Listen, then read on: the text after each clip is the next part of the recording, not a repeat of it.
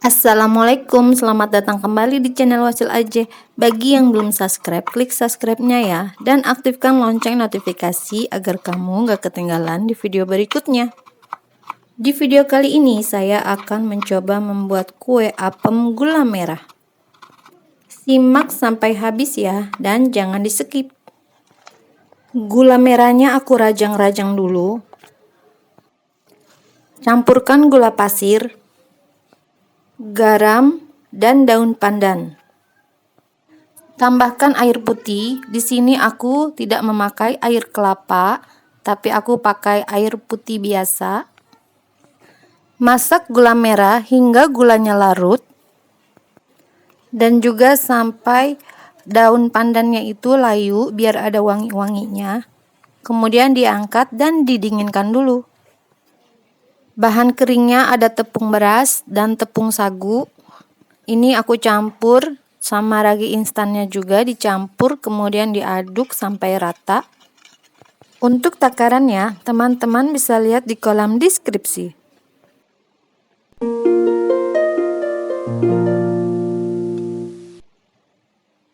Udah dingin air gulanya. Air gulanya aku campurkan di atas tepung, tapi aku saring dulu biar nggak ada kotoran yang masuk. Diaduk lagi sampai rata, sampai semua tidak ada tepung yang tersisa, semuanya rata tercampur. Untuk menghasilkan serat yang bagus, itu adonannya harus encer. Caranya seperti ini, aku celupkan jari aku. Kalau tidak menempel berarti dia adonannya encer.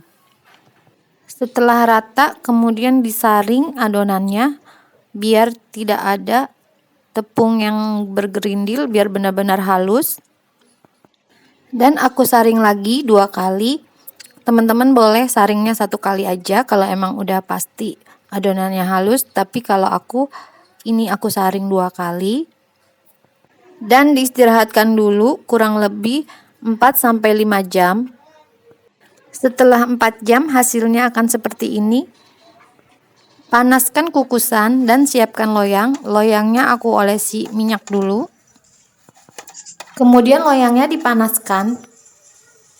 Sambil menunggu loyangnya panas, adonan yang tadi kita aduk-aduk kembali sampai buihnya itu hilang. Loyangnya udah panas, aku masukkan adonannya pelan-pelan saja.